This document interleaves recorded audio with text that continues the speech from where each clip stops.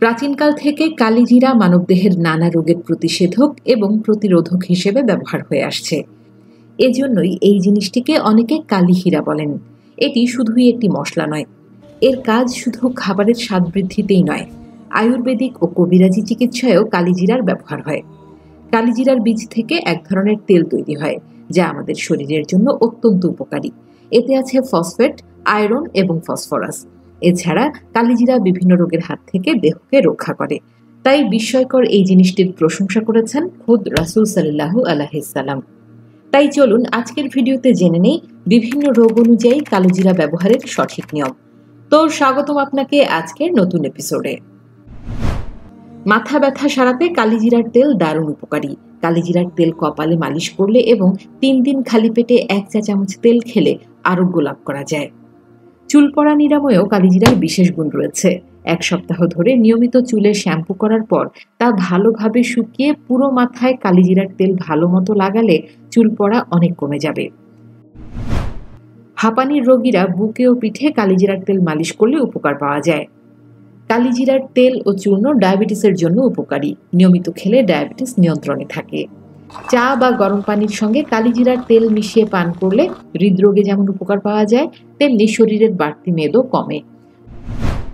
দই ও কালিজিরার মিশ্রণ প্রতিদিন 1 মাস ধরে খেলে 15 কেজি পর্যন্ত ওজন কমানো যায় বলে যুক্তরাষ্ট্রের এক বিশ্ববিদ্যালয়ের সমীক্ষায় জানা গেছে। বিজ্ঞানীরা জানিয়েছেন এই মিশ্রণ শরীরের মেটাবলিজম কয়েক গুণ বাড়িয়ে দেয়, যার ফলে মেদের পরিমাণ কমতে থাকে। সেই সঙ্গে দ্রুত হ্রাস পায় দেহের ওজন।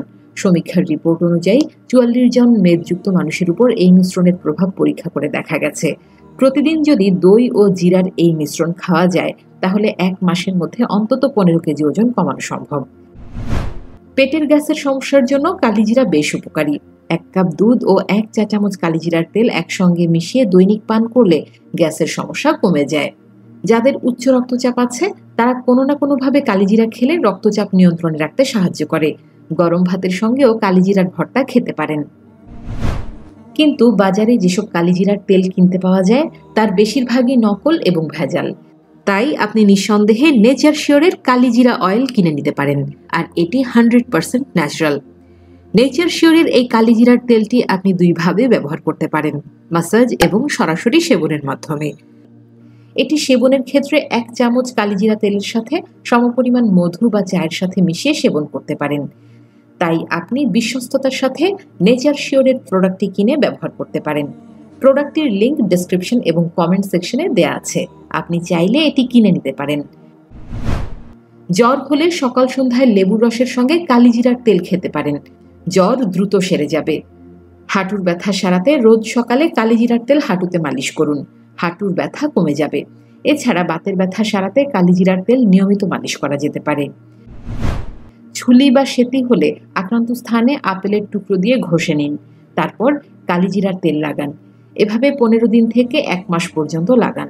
কালিজিরা নারী ও পুরুষের উভয়ের সক্ষমতা বাড়াতে সাহায্য করে, বিশেষ করে পুরুষদের জন্য খুব উপকারী। নিয়মিত কালিজিরা সেবনে বিভিন্ন রোগ থেকে মুক্তি পাওয়া যায়।